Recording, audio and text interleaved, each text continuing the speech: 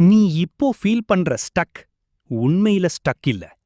சில நேரங்களில் எதுவும் முன்னேறலன்னு தோன்றும். நம்ம வாழ்க்கை ஒரே இடத்துல நிக்கிற மாதிரி ஃபீல் ஆகும். அந்த நேரத்துல தான் நம்ம மனசு சோர்வடையும். நான் முன்னேறலையேன்னு தோன்றும். ஆனா உண்மை என்னன்னா, நீ நிக்கல. நீ பில்ட் ஆகிக்கிட்டு இருக்க. முருகன் உன் வாழ்க்கைய அவசரப்படுத்த மாட்டார். அவர் உன்னை ஸ்ட்ராங் ஆக்கிக்கிட்டு இருக்கார். நீ இப்போ பார்க்கற சைலன்ஸ் ஒரு ப்ரிப்பரேஷன். நீ இப்போ ஃபீல் பண்ற டிலே ஒரு ப்ரொடெக்ஷன். சில விஷயங்கள் இன்னும் நடக்கலன்னா அதுக்கான காரணம் இருக்கு. நீ இன்னும் ரெடி ஆகணும். அதனால தான் அது காத்திருக்குது. முருகன் உன்னுடன் இருக்கிறார். நீ எடுத்த ஒவ்வொரு முயற்சியும் வீணா போகவில்லை. அது எல்லாம் சேர்ந்து உன் ஃபியூச்சரை கட்டிக்கிட்டு இருக்குது. நீ இன்னும் கொஞ்சம் தாங்கினா உன் வாழ்க்கை வேகமா மாறும். இப்போ ஸ்டக்கு மாதிரி தோன்றது நாளைக்கு growth-ஆக மாறும்.